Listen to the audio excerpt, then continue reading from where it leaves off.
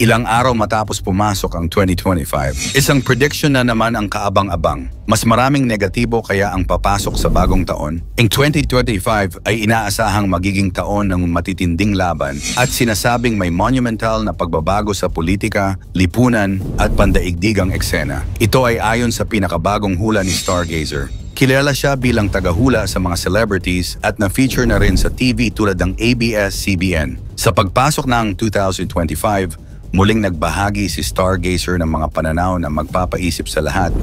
Ano ang mangyayari sa 2025? Yan ang ating aalamin. Sino si Stargazer? Si Stargazer ay kilalang psychic at spiritual guide na may kakaibang kwento ng buhay. Bata pa lamang napansin na niyang iba siya. May kakayahang makakita ng mga bagay na hindi nakikita ng iba at may kaalaman sa mga halamang panggamot. Sa kanyang kabataan, siya ay naging masugid na mambabasa ng mga libro tungkol sa UFOs, yoga at meditasyon. Ang kanyang paghahanap ng katotohanan ay nagdala sa kanya sa iba't ibang relihiyon tulad ng Taoismo, Buddhism, Hinduismo at Kristyanismo. Sa isang makasaysayang sandali sa Ateneo, nakilala niya si Foron Bulatao, isang Jesuit na pari na tumulong sa kanyang pag-develop ng third eye. Dito nagsimula ang mas malalim na paglalakbay ni Stargazer sa paranormal na mundo.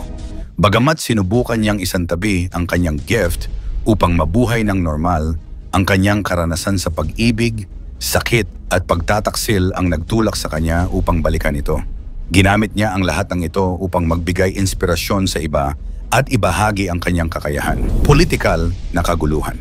Sabi ni Stargazer, tuloy-tuloy ang gulo sa lower at upper house ng Kongreso.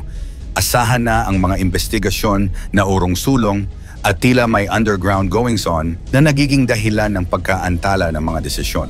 Isa raw babaeng politiko ang malalagay sa sentro ng kontrobersya. Magiging usap-usapan ang kanyang mga desisyon at galaw. Dagdag pa rito, magkakaroon ng mga rebelde at discontented groups na magpapalala sa sitwasyon. Ang sabi niya, vigilance must be instilled to keep these forces at bay. Ibig sabihin, kailangang maging mapagbantay ang gobyerno at ang mga mamamayan upang hindi tuluyang sumiklab ang mas malaking kaguluhan. Ayon kay Stargazer, maghanda para sa mas maraming anomalya sa badyet na mabubunyag. Binanggit ni Stargazer na ang mga revelasyong ito ay nangyayari na. Kasama ang mga corruption at maling pamamahala sa pananalapi na aasahang magiging laman ng balita. Ang mga bulag na tagasunod ng ilang personalidad ay magpapalala sa kontrobersya na lalo pang magpapatindi sa kaguluhan. Dagdag pa rito, isang babaeng politiko ang haharap sa kritisismo.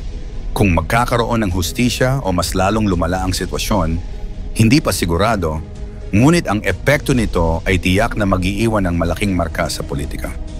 Malakas na pagsabog. Ayon kay Stargazer, isang malakas na pagsabog ang yayanig sa isang lungsod. Hindi lamang ito simpleng aksidente, kundi tila isang makapangyarihang pangyayari na magdudulot ng matinding takot, pagkabahala at galit sa mga mamamayan.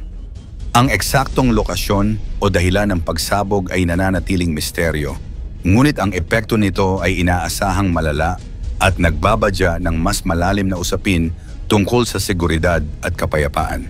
Bukod dito, binanggit niya ang isang kakaibang bagay na makikita sa kalangitan. Isang hindi pangkaraniwang tanawin na magpapagulo sa isipan ng marami. Maaaring ito ay isang celestial event o isang senyales ng mas malalim pang pagbabago sa kapaligiran at mundo. Dagdag pa niya ang sinasabing walls of a tunnel. Naguguho ay tila nagbabadya ng isang malaking trahedya. Ang posibleng pagguho ng isang critical na istruktura ay hindi lamang magdudulot ng pisikal na kapahamakan, kundi maaaring maglantad din ng mga isyu sa katiwalian, kapabayaan o kakulangan sa plano ng mga may kapangyarihan. Ang lahat ng ito ay tila nagpapahiwatig ng isang panahon ng kaguluhan at hamon kung saan ang kahandaan at pagkakaisa ng sambayanan ay tila masusubukan. Global conflict sa Middle East at iba pang bansa. Isang matinding pagbobomba raw ang magaganap sa Middle East, particular sa isang commercial area ayon kay Stargazer. Iran ang nasa depensa habang isang military vessel naman ang magiging target ng atake.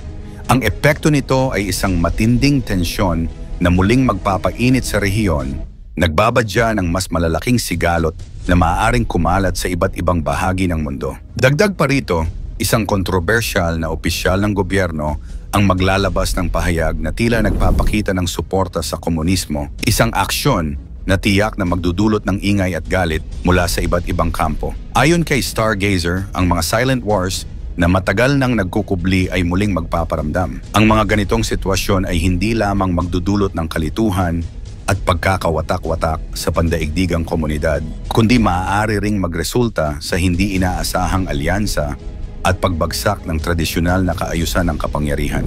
Ang pagpaslang sa isang tribu. Sa ibang bahagi ng mundo, may banggit si Stargazer tungkol sa massacre ng isang grupo ng mga tribu na may dark skin. Ang nakakatakot dito, tila may connection ito sa isang mas malaking plano na magiging sanhi ng matinding galit at pagbatikos mula sa international community. Dagdag pa, ang Russia ay magkakaroon ng isang questionable na hakbang na siguradong magpapataas ng tensyon. Sinabi rin niya na isang male monarch ang magiging sentro ng kontrobersya matapos gumawa ng isang hindi pangkaraniwang pahayag.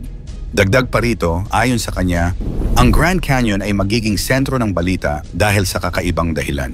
Maging ito man ay isyong pangkapaligiran, isang natuklasan, o isang bagay na lubos na hindi inaasahan, ang pagiging tampok ng Grand Canyon sa global na balita ay magiging kakaiba. Mga kalamidad at biglaang pangyayari. Ang kalikasan ay magpaparamdam din ng presensya nito. Ang aksidente sa isang cruise ship ay hahakot ng pansin sa buong mundo at ang biglaang paglitaw ng isang isla sa Siberia ay magpapasiklab ng pagtataka at scientific interest. Samantala, may mga taong nakaputi at nagtatakbuhan para sa kanilang kaligtasan at mag-iiwan ng maraming katanungan kung anong kalamidad ang maaaring nagdulot nito. Bukod dito, isang malaking aksidente sa tren sa isang lugar na maraming populasyon ang kukuha ng napakaraming buhay. Showbiz at sports.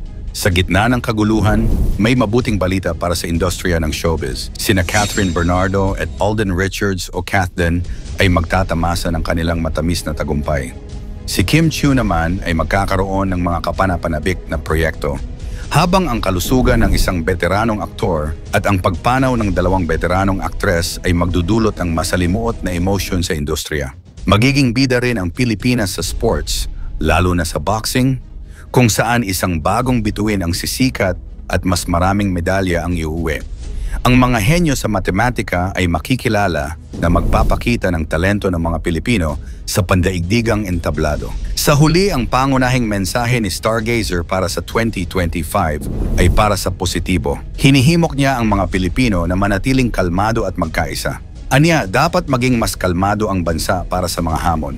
Mangyari man o hindi ang kanyang mga hula, isa lang ang dapat nating paniwalaan at sampalatayan. Ito ang nag-iisang kataas-taasang Diyos. Ikaw, ano ang masasabi mo sa kanyang hula? Magkakatotoo kaya ito o isa lamang huwad na panghuhula lamang? Ikomento mo naman ito sa ibaba. Huwag kalimutang i-like at i-share. Maraming salamat at God bless.